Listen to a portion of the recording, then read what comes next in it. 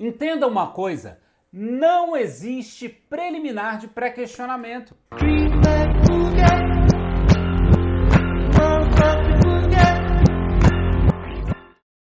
Olá, sou Giovanni Fialho, ex-assessor de ministros do STJ por 12 anos e hoje nós vamos falar sobre preliminar de pré-questionamento. Eu acho horrível isso, por quê? Porque você está falando de algo que não existe.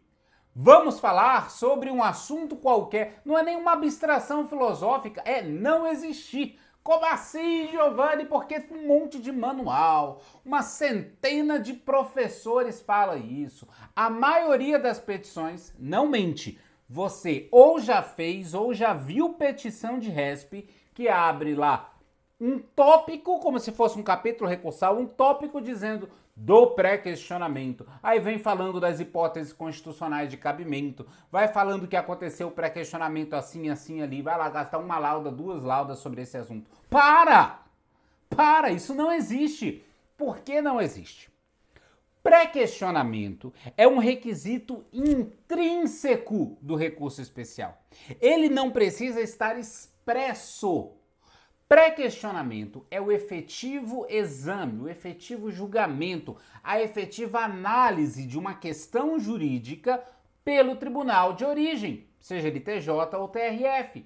Se é essa efetiva análise, o fato de você constar uma preliminar, entre aspas, de pré-questionamento, não significa nada. Você tendo esse tópico no seu recurso, não significa que vai superar uma eventual falta de pré-questionamento, já que esse é o efetivo exame. Constar na petição não significa que houve o exame pelo tribunal de origem. É como se fosse um interesse de recorrer. Você não precisa, ao interpor a sua apelação, por exemplo, alegar num tópico específico que o seu cliente tem interesse de recorrer. Na quase totalidade dos casos, isso é indispensável. Ou melhor, até eu confundi. Dispensável.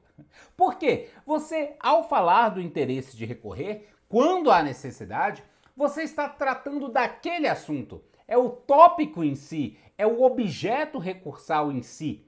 Então, você não precisa, ao tratar de uma questão que houve a condenação, houve o julgamento de mérito da causa, você não precisa na apelação abrir um tópico de interesse de recorrer para mostrar que o seu cliente que foi condenado naquela ação de responsabilidade civil ou numa ação criminal, ele tem interesse de recorrer. É um requisito intrínseco. Ele vai ser analisado no bojo, na essência do próprio recurso. Assim é o pré-questionamento. Você não precisa colocar essa preliminar simplesmente porque ele é o efetivo exame pelo tribunal de origem. Será analisado quanto ao teor da norma que você alega violada no RESP. Se essa norma foi pré-questionada, significa que o STJ entendeu qual é a sua tese, qual é a norma violada e vai aferir se o tribunal analisou essa norma de acordo com o que você expôs na sua petição. Por isso, desnecessário. Ah, mas eu prefiro pôr. Tudo bem. Tá bom. Mas lembre-se o seguinte, você tem às vezes petições gigantescas com um monte de elementos desnecessários.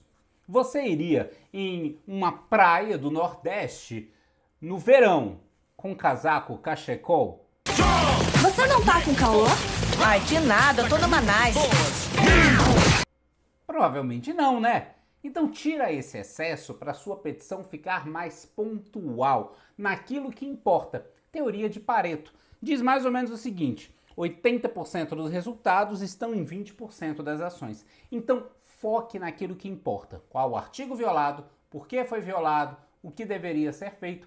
É essencialmente isso no seu recurso especial. Pare de ficar colocando termos de cabimento, pré-questionamento, nada disso vai adiantar. E antes que nós concluamos, gostou dessa conjugação verbal?